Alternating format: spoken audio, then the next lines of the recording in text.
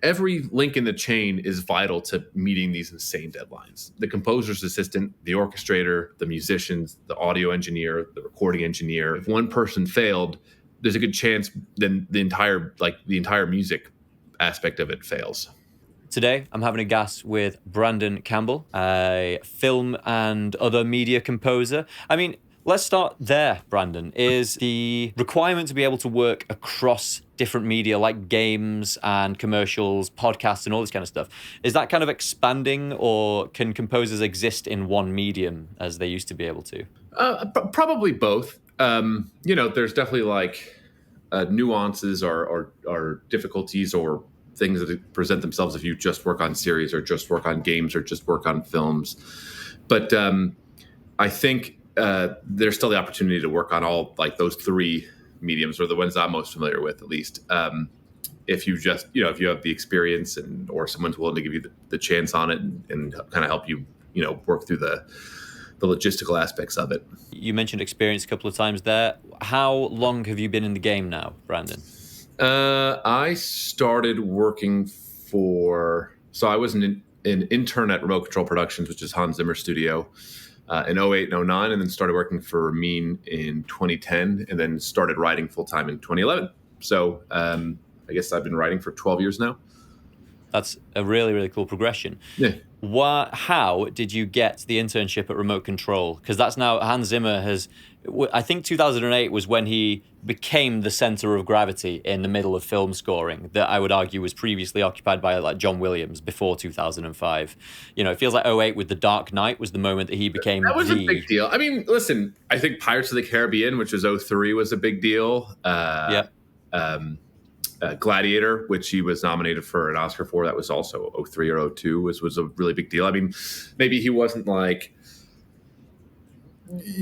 John Hans kind of thing, but it's still hard to argue that anyone's bigger than John today anyway. So, I mean, true. Hans has been this force to be reckoned with for, I'd say, before even 08. But to circle back to your question, it was kind of a fluke thing. I was in college, was studying music just as a hobby. I was primarily focused on economics and finance, and I was playing soccer in college as well. And through a fluke connection, someone I know that an engineer was helping Hans. He was thinking about going on tour in 2010, so they hired this engineer to do some engineering, not audio engineer, structural engineer, to help with the structures and how to ship this stage and seating across Europe. And he just happened to mention to Hans's business partner's assistant that he knew someone that was a big fan, and they're like, well, have him apply for an internship. So I did. So sometimes right place, right time, knowing the right people. And I say sometimes, that seems to always be the case, but that used to get spoken about in a much more cynical way, the idea of being in the right place at the right time and knowing the right person. People would say that's all it takes. And that's not the case. It's the case that preparation, when preparation meets opportunity, that's you nailed it. Is that, listen, knowing people, being in the right place at the right time is still a huge deal. It's maybe with now social media and how accessible everyone is to one another, you could be kind of discovered on the internet type of thing. But it's still, being in the right place at the right time is a huge deal. But when you're in that right place at that right time, you'll get an opportunity. But if you don't deliver on that opportunity, that's kind of it, right? So someone gets your foot in the door, but you have to knock it out of the park, really. Yeah. If you get the opportunity and you don't deliver, people often say, well, that opportunity isn't going to come around again. Not for a long time. Not for a very long time. Yeah. So you got this opportunity at Remote Control, 2008. Mm-hmm. What was it that you were required to do? Oh, I was getting lunch, coffee, taking out trash, cleaning kitchens. Yeah. And again, I say that I have very fond memories from my time being an intern.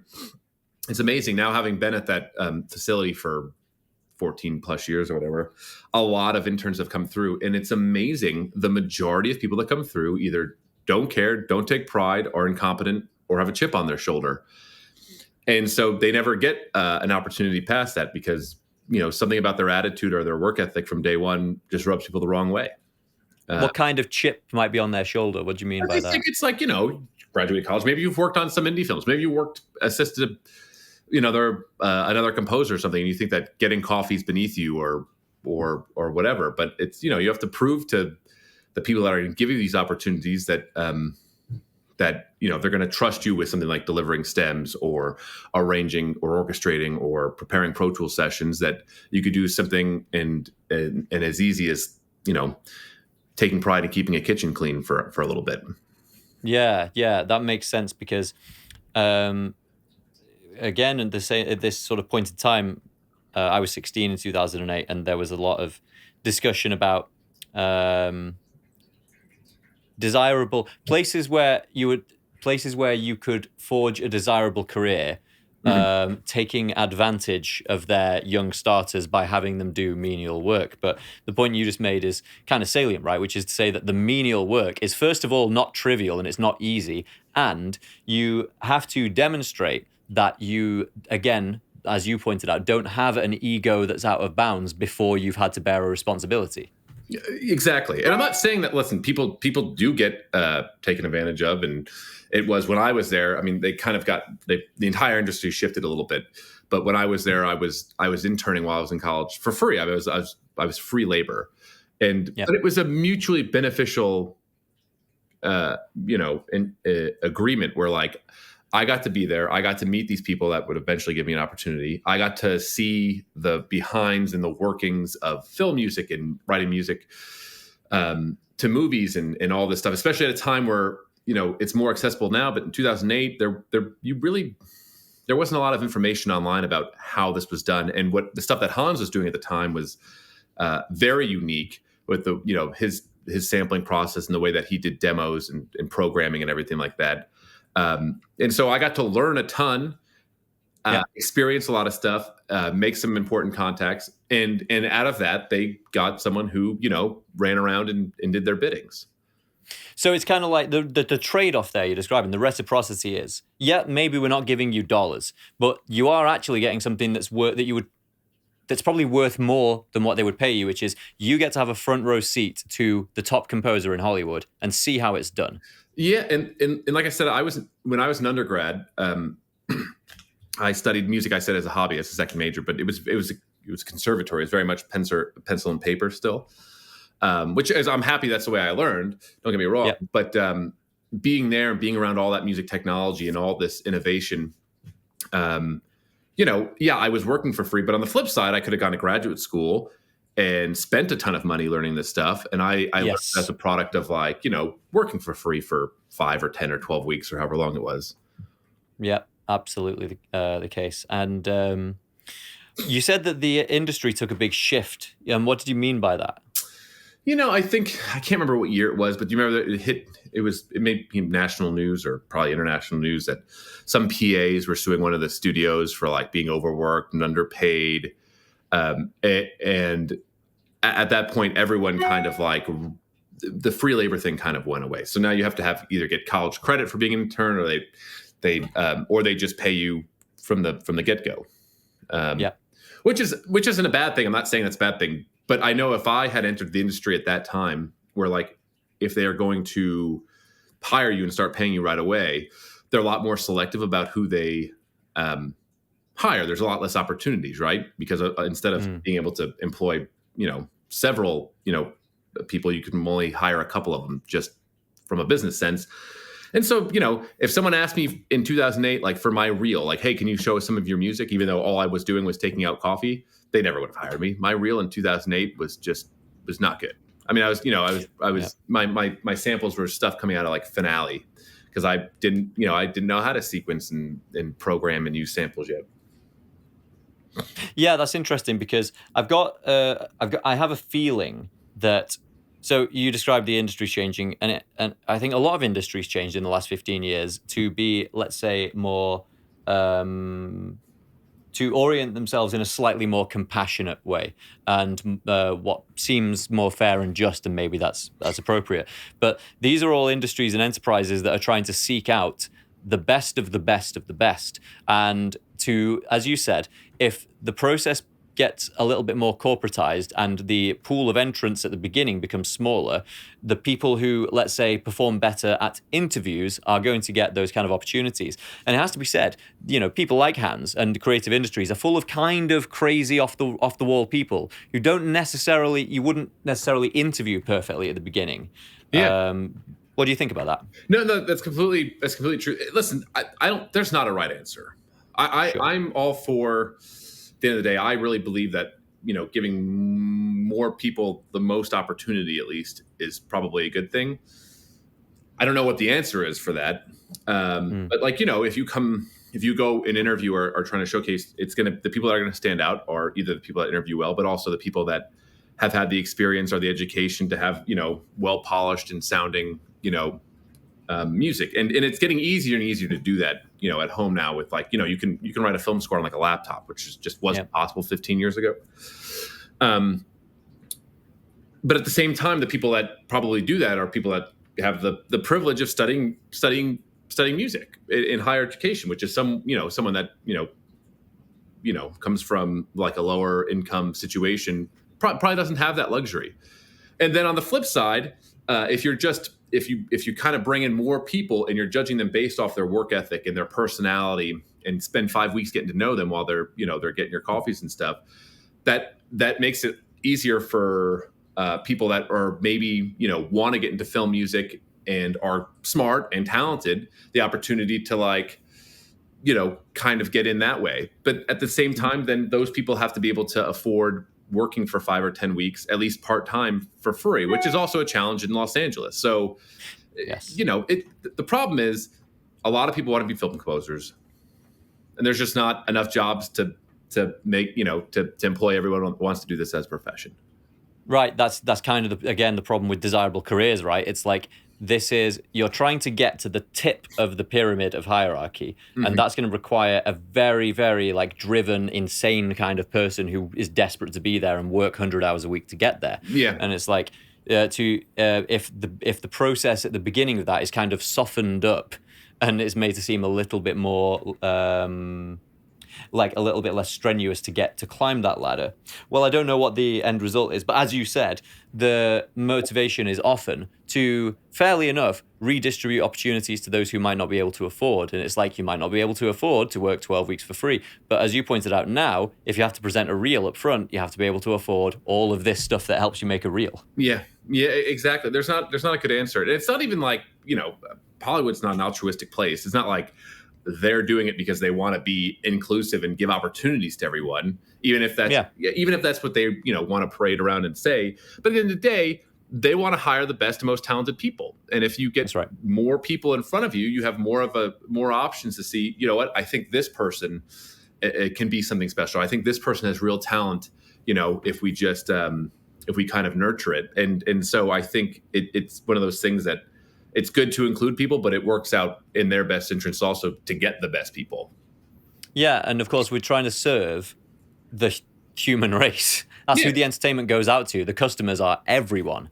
And so I think everyone deserves the best. And, you mentioned Pirates of the Caribbean earlier. One of the things that kind of dismays me about Hollywood at the moment, well, we're going to get into more interesting stuff than just me complaining, but is that I feel like well, it's not I feel like, it is the case that original content is in much shorter supply than it was, and we're in a world of sequels and existing intellectual property being licensed. And stuff like Pirates of the Caribbean, it was great fun, great entertainment, family friendly, but also original characters. Johnny Depp got introduced to a whole new generation. It was such a great experience and a great adventure for everyone. And I feel like you don't get those original stories at the moment. I'm not sure why. Yeah, I think it's there's a lot of reasons. I think that the way that the industry is right now, you have to smack it out of the park to make the studios are interested in tentpole movies because that's where they make their money, and so they're willing to take less risks on things because they're putting up $500, $600, $700,000, $700 million on the line with marketing and everything to make this movie. And it's like, oh, we could do this, new big budget thing, or we can do, I don't know, Terminator 12 or something, because we know that they have a proven track record of like bringing in the audience. Yeah. And part of this is this isn't my idea, but who was the interview?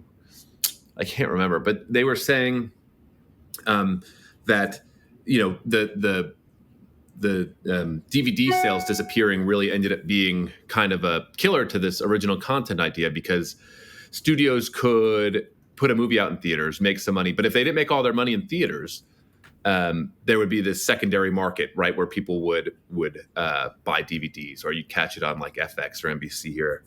And now studios have to make all their money in the theater, or they're done, and you end up with these movies like Avatar or this new Mission Impossible, where they have to make $800 million to break even. Avatar had to be like, I can't remember, it's the fourth or seventh highest grossing film of all time just to make $1. And right. The studios are just risk adverse. They're not like, we're not going to take these massive risks. And then on the flip side, so all the medium budget movies have disappeared. On the flip side, where you do get original content and stuff like Blumhouse, where their whole business model has been like, we're going to make this movie for $5 million. We're going to make a bunch of them.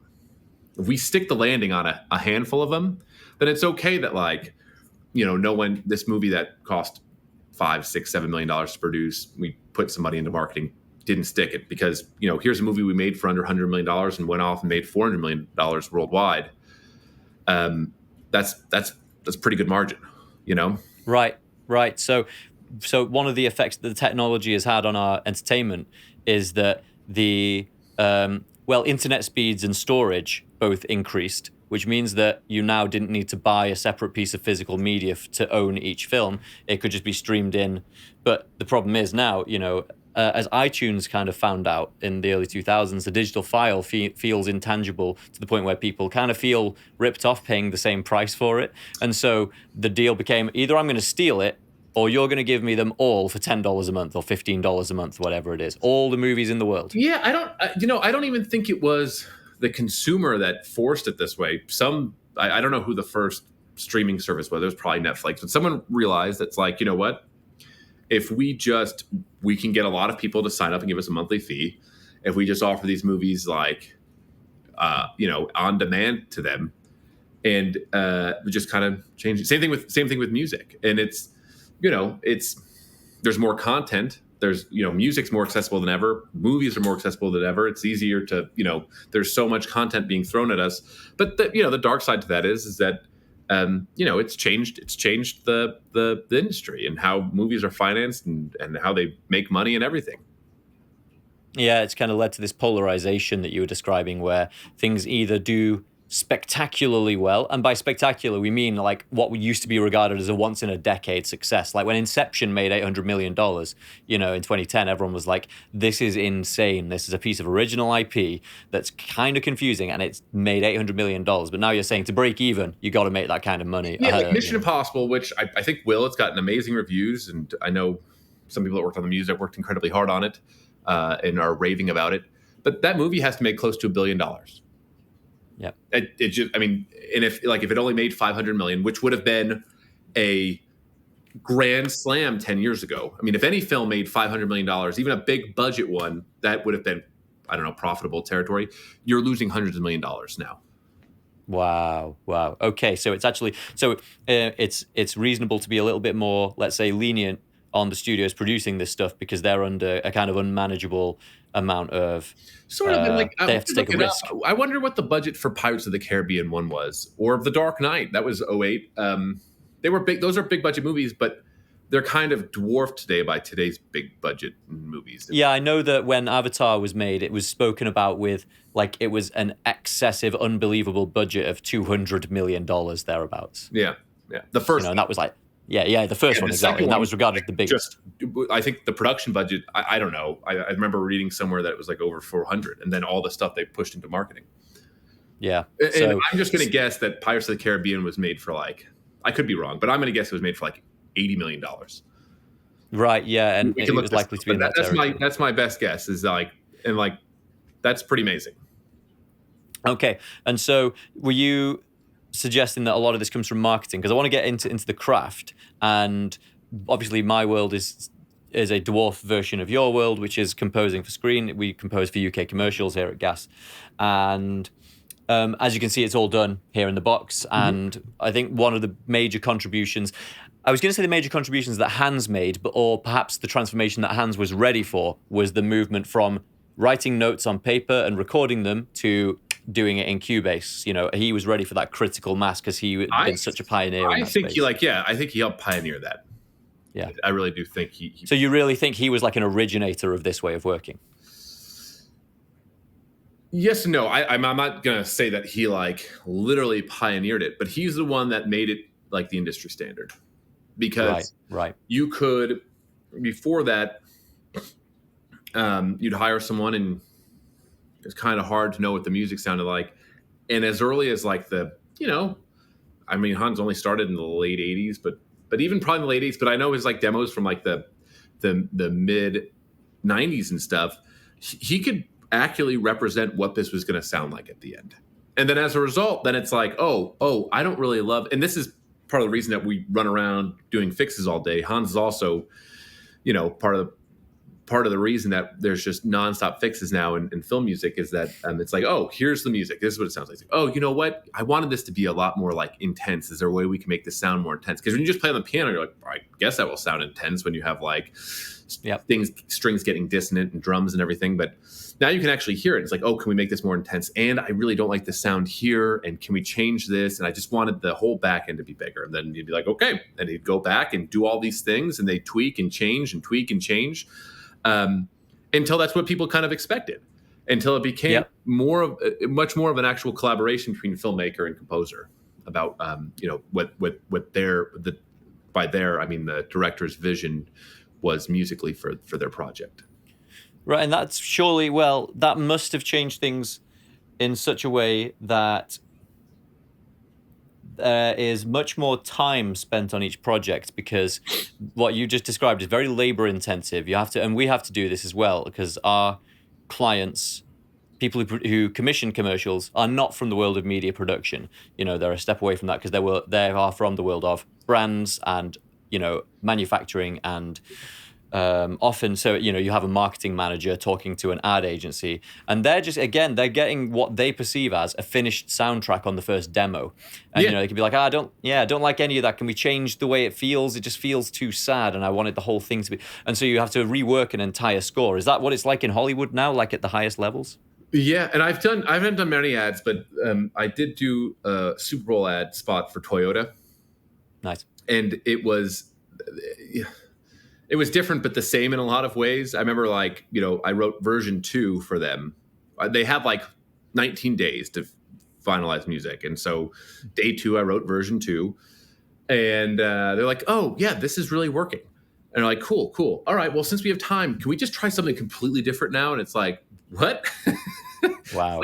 Yeah. And so I spent the next 2 weeks of like every day I did like a new version and like, okay, the strings and piano, we that's what we asked for, really want warmth. And then could we try like an all electronica version? I'm like, okay. And then not surprisingly, what ended up in the commercial was pretty much version 2 after I did like 11 or 12 versions or something for them. So they got you to make like a safe version to have in the tank, and then we can be creative and experiment. That's what it worked. That's how it worked with them. Yeah. Like I said, I don't do a ton of ads, but it was just like, that's exactly what it was like. It's like, oh, well, this works, but we have time. Let's just keep working on stuff. And I was like, okay, interesting.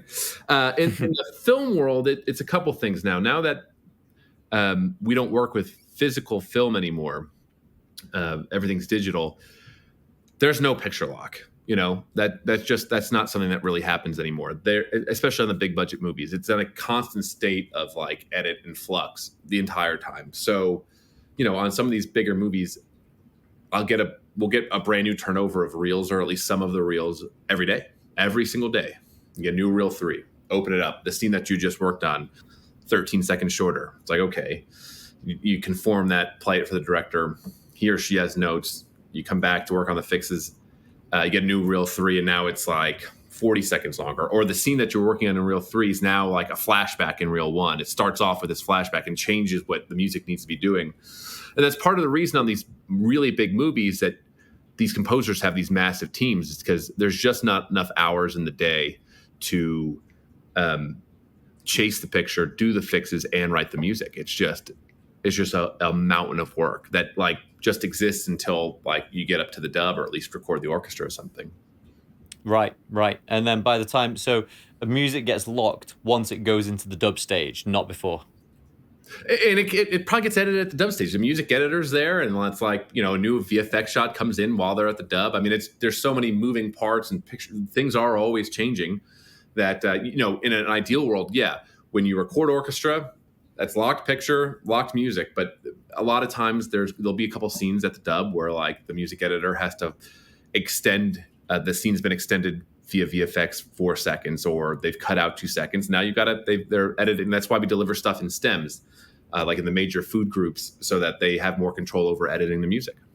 So one of the things that people who are kind of mere spectators with regards to film, who can kind of sense that things have changed, but not quite sure how in certainly my lifetime.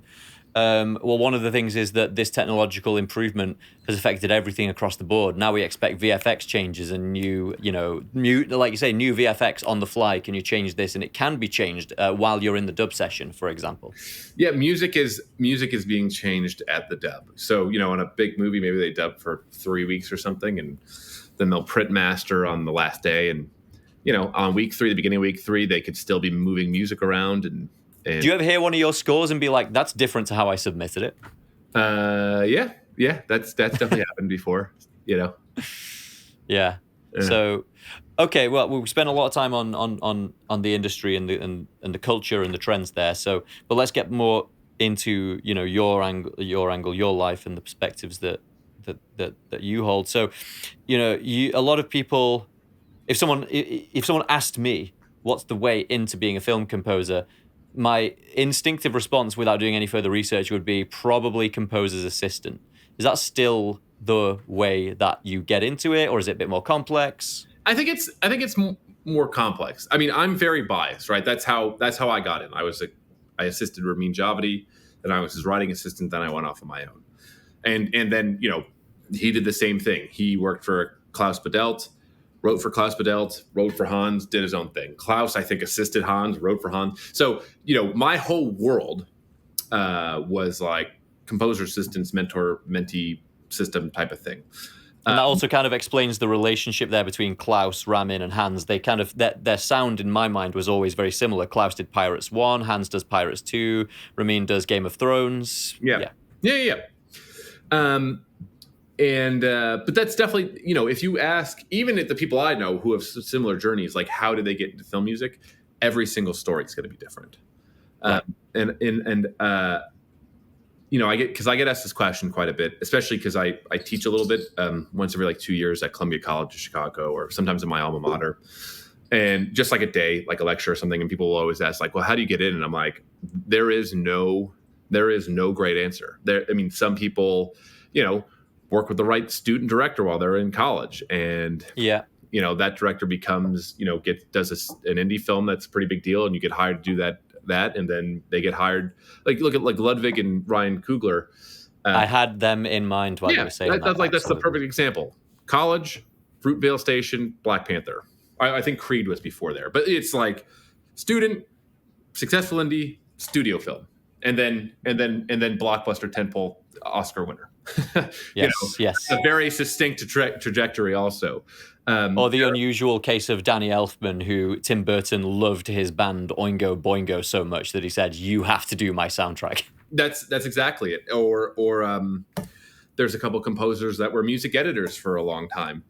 And Mark Streidenfeld, I think that's his name, was Ridley Scott's music editor. For a long time. And then on one film, Ridley was like, well, why don't you just try that? I think Stephen Price was also a music editor. So music editing is another way. There's, I know there's composers that like, they kind of got known because they had a YouTube channel where they, did mock-ups or reviewed orchestral libraries or just talked about film music. But they wrote music, obviously. And they demonstrated expertise. That led to like opportunities for them. So there is no way. And like one thing I can say to anyone that like watches this and is interested in getting into film music, whatever way you think is going to work out for you, whatever your plan is, you have to be ready to deviate from that plan often. Yep. Because I don't know anyone that thought I'm going to do this and then exactly that plan they executed and got where they wanted to go. I mean, so many curveballs and roadblocks and hurdles and things that you have to skirt around or get over, or opportunities that present themselves you never thought. That it's you just have to roll the punches, kind of. And it's kind of taken. Sorry, go on. And roll the punches, kind of, and keep doing good work and impressing people. Absolutely, that it really has taken me this long to realize that those things, when things deviate from the plan, I used to view those as like intense error messages, as failures, right? And it's like, no, that's where the adventure of life is to be found, in like, rolling with the punches and ducking and weaving and attacking at the right time. That's what makes it an adventure, because if you looked back at the end of a well-lived life and we're like, well, I planned it and then it went exactly as planned, it's like a pretty boring story when you look at it. It is a pretty boring story. It really is a pretty boring story, isn't it? Yeah. So let's talk about you and how you broke out. So if I was imagining it, I'd be like, you've got to be a composer's assistant, but then what happens to get you the job, the top, when you're actually the named composer? Do you just bug people and go, I've done, I've been this guy's assistant and I got a bit of music in this scene, here's the scene? Or if anyone has the answer to this question, please tell me, because I will try that. Yes. There is no answer. I can tell you how it's worked out for me. I went to go intern at Hans's place very quickly after arriving. Ramin Jawadi was looking for a new tech assistant. I got hired by him. And then pretty quickly after that, he brought on a show called Person of Interest that he was too busy to work on. So he was going to farm out some of the music to someone that was writing additional music and tried and true, but wasn't busy with their own work, type of thing. Mm-hmm. And I had done some small arranging stuff for him on another show called like Breakout Kings, and so he's like, "Hey, do you want to try a couple minutes on Person of Interest?" And I was like, "Yeah, I do it." And so I did that, and he's like, "Oh, this is really working. Do you want to try like writing like half the episode, and then we'll hire this other person to do the other half?" And I was like, "Yeah." So he give you a couple of minutes to do, knowing that if it didn't go well, that's still only so much that he can pull it out of the fire if it needs to. He could jump in. The person he was planning on hiring, he would have, I'm sure, notes for this person as well. But like, he knew this person would deliver because this person's been working in the industry for years and years. So it's like, yeah, here's a few minutes. And worst case scenario, you drop the ball and Ramin has to stay a couple hours late that week. Instead of leaving at like 9, leaves at like 11 p.m. But easily gets the work done. Then it turned into, and it's not like he didn't have like notes for this. It was just everything was in a pretty good shape that like, and I'll explain it in a second. I was like, "Do you want to do half the episode?" And I was like, "Yes." And so that week I finished half the episode, and then he listened to it, and I've never really talked to him about it, but I'm guessing the thought process is like, this is all very close. And then he told me, he's like, "Why don't you go find a tech assistant to replace you, and why don't you just pretty much take over the show right now?" And I was like, "Okay." And so what happened, especially in the first couple episodes, because that was like a big shock for me. That was still like, it was a network TV show where we recorded live strings every week. So from the time I got the episode, I had 4.5 days to deliver 35 minutes of music to the orchestrator. Holy shit! Yeah, and I was just starting writing, so it was just to those who might be listening, sounds weren't completely established, so it was just a tidal wave of work that like I was not ready for. But anyways, it was close enough so that like if say we send stuff to the orchestrator on like Tuesday morning, on like Monday afternoon, he'd come in, sit down at my desk, we'd go through the cues, and he would just quickly fix and tweak everything to where he thought it was in good shape, especially those first couple episodes. Right. And that's how I started writing full time. And then I was kind of doing Person of Interest. Game of Thrones came in. We did some movie, like when we got movies, I'd take on like 20, 25 minutes from the film. I helped on the video games. And then, I'd been writing like 3-4 years. And I think actually I did a feature film before that, but to be honest, it's been so long now. And it was such a not wonderful film that no one saw. I don't even remember how that came in. But I did my next one, when that was my first one that was like actually released somewhere, was called The Thinning. It was supposed to go on YouTube's like streaming service, which they've now since scrapped. But it was produced by Legendary, so it had like real studio weight behind it. And the director was dating my girlfriend at the time's best friend. So like my girlfriend at the time's best friend was the director, and he had hired me on like a short thing before. That's how I met him. And then he got this film, and he was like, that's how he brought me in that way. And then, I did some other work that was kind of on and off. And then I think my first thing that Ramin got with me is, and that game's still going on today, ironically. There's Amazon's first video game is called New World, Amazon Game Studios. And it's a big MMO RPG game. I don't know. I've probably written like 500 minutes of music for it now. Wow. And over what span of time? It's been really on and off. It's been like 5 or 6 years. Oh, okay. So like the first contract, we wrote like 180 minutes. Yeah. So, in 2015 or something, they reached out to Ramin. They're like, hey, we want to hire you for this video game. Are you interested? And Ramin was probably very busy at the time and was like, yeah, I am interested, but I don't have time to do this on my own. If you want to hire me, then I want to bring on one of my guys that's been working with me for years, this guy, Brandon Campbell, to help me like co-compose the music, and we'll do it together. And, but I'll still be I'll be a big part of the process and all this stuff. And so that's how, I got, my first video game on my own. And then I'm trying to think, I did some more stuff with this director. Then it's kind of pre-existing relationship. So that director from The Thinning, there was a sequel to The Thinning. He did this really great dramedy, like an indie dramedy. And then he's recommended me to his other director friends over the years when they're like, hey, I need someone to do, what composers do you like or whatever. He's always recommended me. And then, what else? So I did a show called Pacific Rim: The Black. This is 2019, I think. But the whole point of all this story is that there's 1,000 different avenues that things come in. Pacific Rim: The Black had nothing to do. Ramin worked on Pacific Rim, the feature film, and it had nothing to do with that, ironically, which is kind of a bummer for me. I wish it was some other IP that didn't have that was part of my past. But the head of music for Legendary TV told me in 2015 or 2014 or whatever year I did The Thinning, hey, I really was impressed by your work. I got to find you to get you in for something, which is like how a lot of things happen in Hollywood. And so, you hear that all the time and people don't really mean it. I was like, okay, thanks. But I checked in with him every year. I was like, hey, how's it going, Chad? Like, do you have anything going on? It's like, hey, listen, we just completely revamped everything. Nothing's even in pre-production. I really am thinking of you. We just have nothing right now. And I kind of heard this for like 3 years, and I was kind of like, yeah, he's just another guy that's,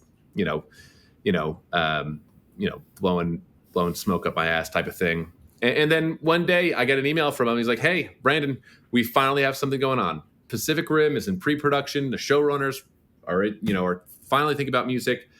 I'm going to put you in touch with the showrunners.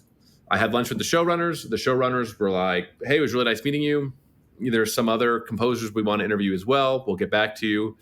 I got back to the studio that afternoon. I got a phone call from them or my agent or Chad. Someone reached out to me and was like, hey, you know what? We were really impressed with your meeting. Let's just move forward with you. And I was like, that was cool. And then the other way I could think of is just like actors go out and audition, there's open calls sometimes for films.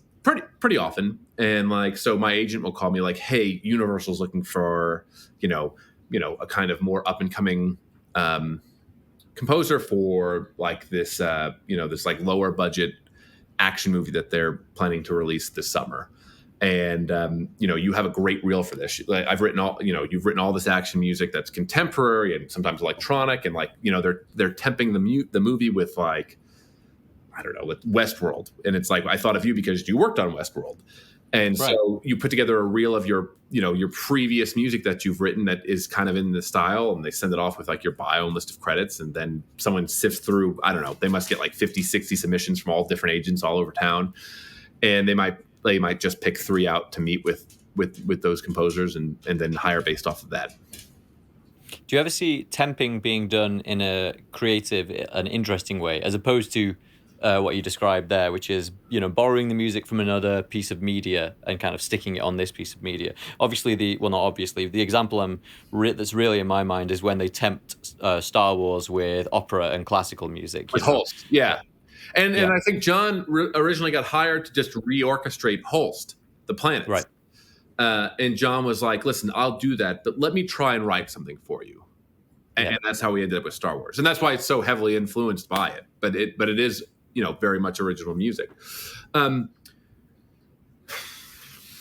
know that people have gotten gigs because of what they've temped with. The way that Hans and Chris Nolan used to work, and I'm not saying that they're the first ones to do it. They're certainly not the last ones to do it. I know that other people have worked that way now.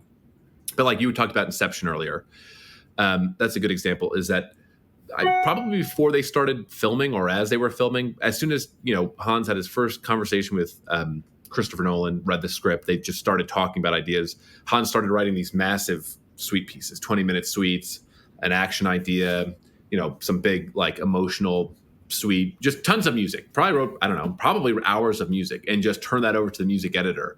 And then when they're temping when they were temping the movie, they tempt a lot of it with music Hans had written for, based off the idea of Inception. And It's very, very intelligent way to use all this tech. Yeah. And then, it was some poor soul's job to then conform all this, because the music editor on Inception's Alex Gibson, very, very, very talented music editor, was, that you'd get back these sessions. So it was like, he'd temp in the music that Hans had written, and then it would just be approved. Like, they're like, this is working perfect. And so they'd get back it was like, we still need to record all this music. So they'd get back these Pro Tool sessions from Alex where like he had taken like maybe the drums from like the action idea and put it over like one of the main, maybe the main theme, or what, I don't know how Hans approached the actual like thematic aspect of it, but like, let's just say over the main theme, but the main theme was slowed down 8 dB or something to match the tempo of the action thing. And now you have 2 different things. So someone has to sit there and recreate in MIDI what the music editors made in audio, which approved, so that then you can record so you have the correct tempo and note information to record all that stuff live. That sounds like a really frightening task. But nonetheless, again, a very intelligent innovation. The kind of innovative work that you were saying has kept Hans Zimmer at the head of the pack. Instead of temping the film with existing music, it's like, I've written you a load of music inspired by the ideas. There you go. Come back to me when you've cut it to the film. Yeah, and then there were things that need to be written to picture, obviously, but then on the flip side, it's a cool way to kind of approach the marriage of film and music. And was highly kind of effective. And there's more and more people that kind of work that way today.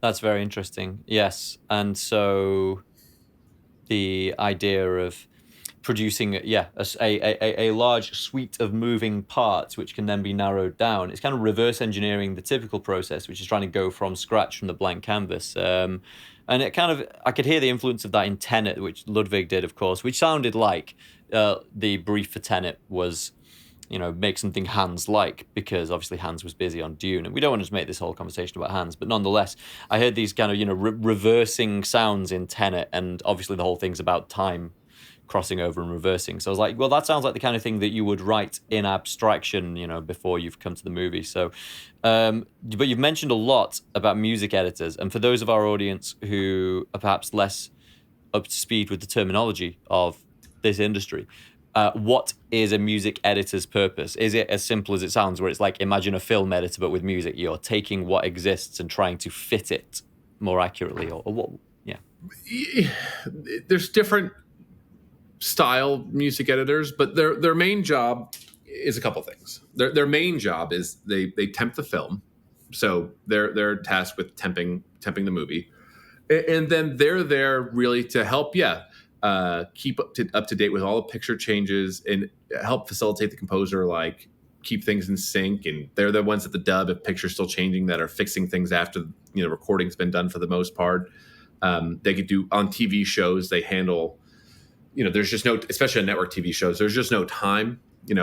Person of Interest was, like I said, 4.5 days to record, and then a half a day to mix it, and then it went to dub for 3 days, and you're already on the next episode. So at the dub, when the showrunner was like, you know what, I wanted to really hit this moment more, the music editor is like, okay, I'm going to grab like this big, temp roll from later on in the cue and a simple splash, and kind of, find a way to get out of the strings and really punctuate this moment. So they do those kind of fixes. Now, music editors, they do a lot of things. I mean, some of them are very technical and like really are almost creating like additional music from the music you've written, by the way that they're able to edit and manipulate and stretch and loop and manipulate the audio. And some of them are much more like, how do I want to describe this? They kind of they just help everything move along, or they shield the composers from the director sometime, where like, some directors want to try 1,000 things for timing's sake. And instead of the composer just having to meet with the director every day, be like, oh, when have we tried like the violins coming in here, or 4 seconds later, or 2 seconds later, and all this stuff. They'll go through all this timing stuff until the director finds out whatever he or she really wants and likes, and then that message gets relayed back to the composer, who's able to continue writing or moving forward on the score, instead of just doing this 2-day exercise of moving things a couple seconds back and forth to see where exactly it should be.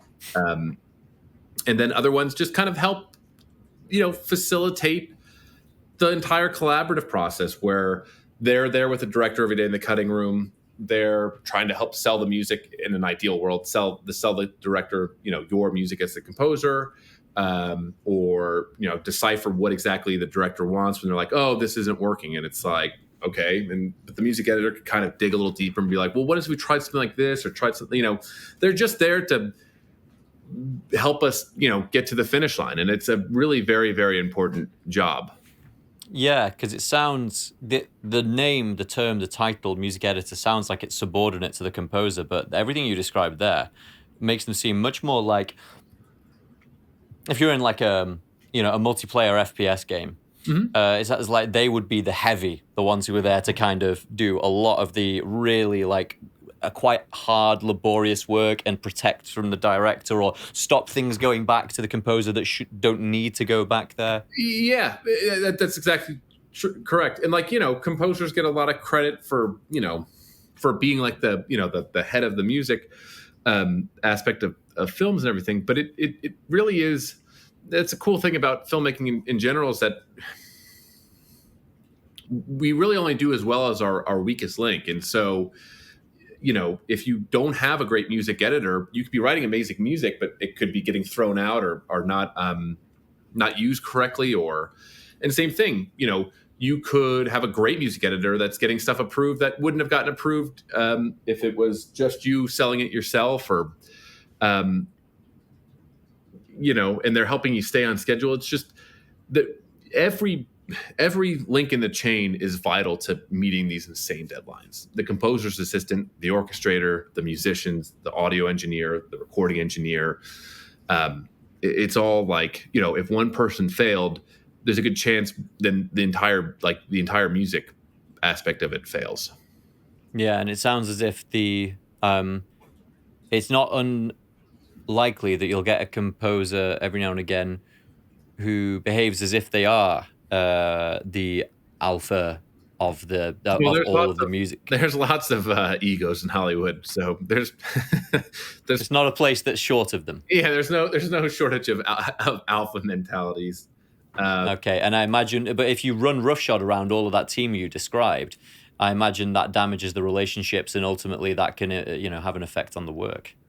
Yeah, there's definitely stories of talented, successful composers that are probably still working, but yeah, have like dug themselves in a little bit of hole because some people won't want to work with them.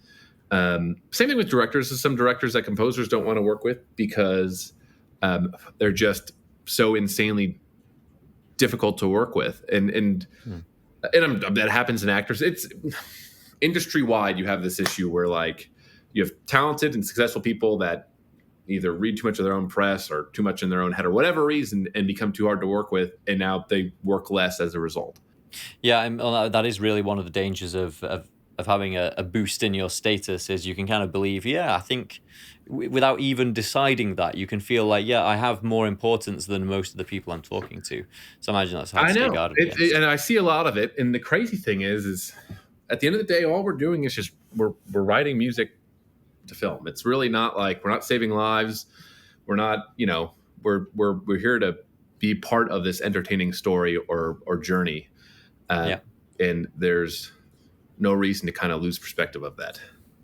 It's hard to, well, when there's lots of money involved in something, then the scale can feel the importance. It can feel like it's more important than it is, perhaps.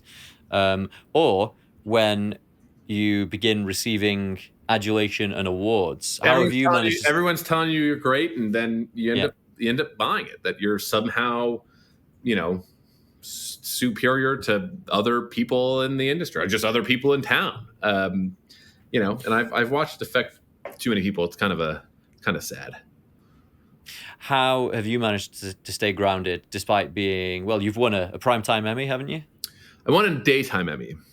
Daytime Emmy. See, I'm in the UK. We don't have those distinctions over here. Yeah, I know. I won an Emmy. How do I stay so grounded? Well, maybe I'm not. Maybe I'm a huge jerk.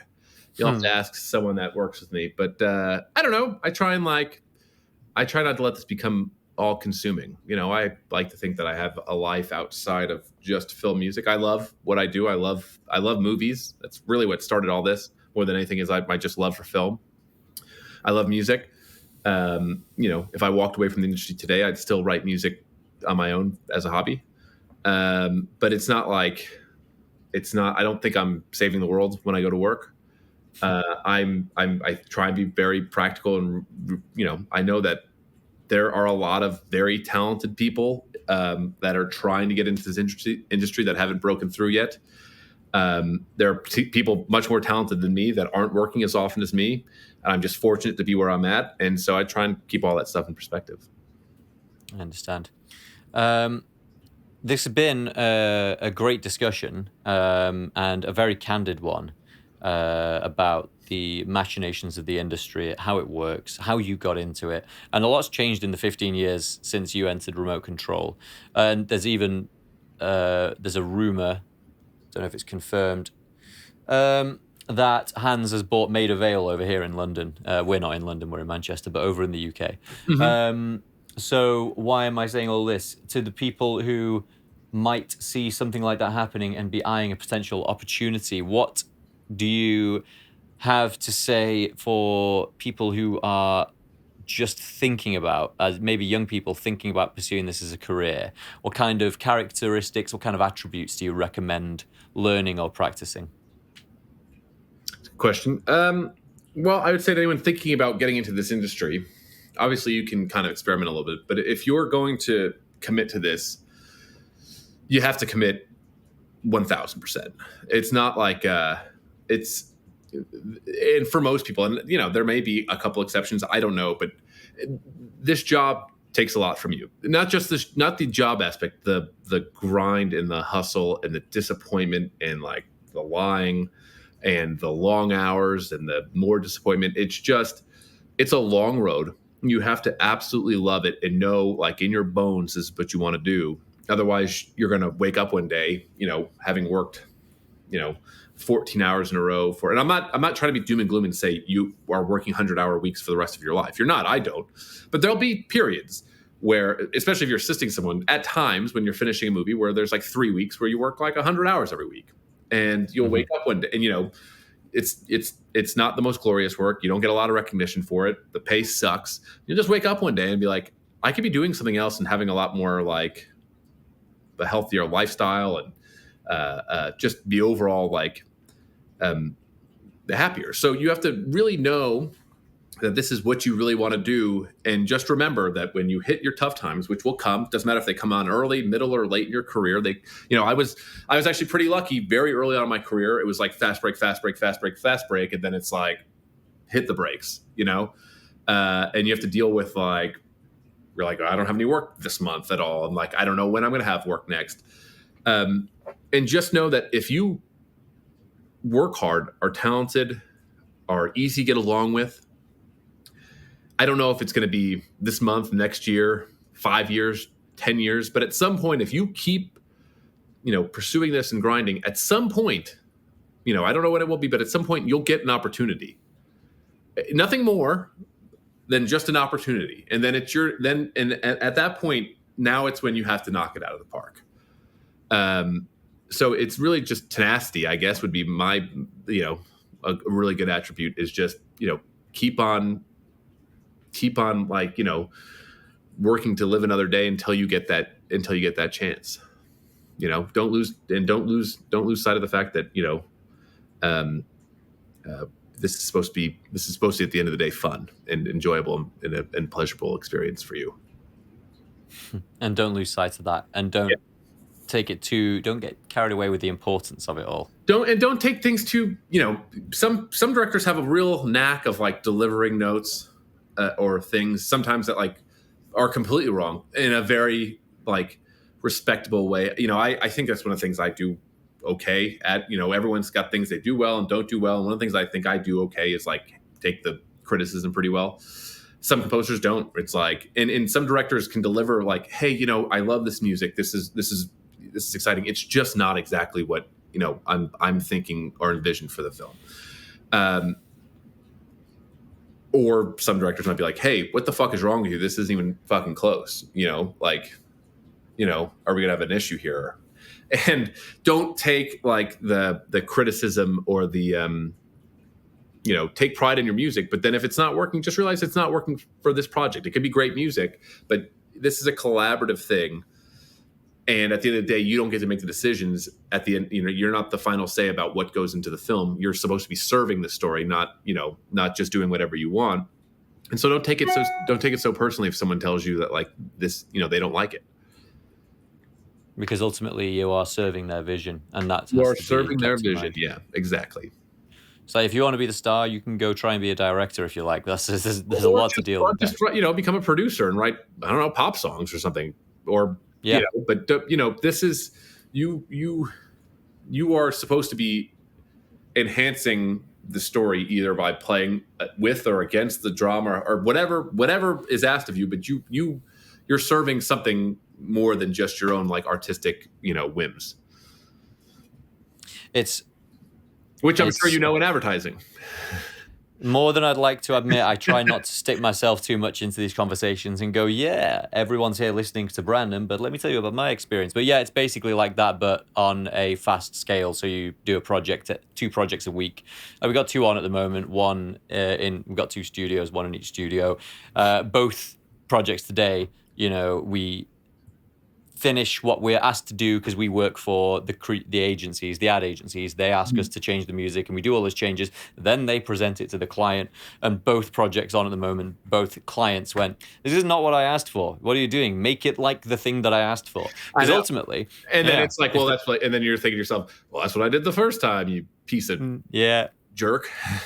Well, what can happen is, a client in the advertising world is ultimately they're paying big money and they've got a boss breathing down their neck to make sure that bigger money comes back. Yeah. And so, they'll be saying they effectively get to direct the work. Yeah. And the agency in the middle, what they sell is, we are creative producers of your content. We'll make an ad for you that will help you sell stuff. But ultimately, they might want something that the client doesn't want, and they instruct us to. They say, we've got this temp track, but really we think it should go like this. And so you do that. They show it to the client. They go, what the fuck? Where's the thing like the temp track? And so they go, change it back to the way the client wants it. So that happens. Yeah. So yes, you're right. It's a similar thing. A faster pace and with lower risk, frankly, So there is that. But nonetheless, it's not about me. This has been all about Brandon Campbell. And I think, we've got some impressive credits that we've discussed so far. But I look forward to seeing where the journey goes for you in the future, man. And Thank you. have we got any big projects coming up that you want to talk about, or is there nothing that we can mention? That's a good question. What I have this like sports documentary coming out on Amazon Prime in August, and that's kind of it. That's the only thing I could talk about right now.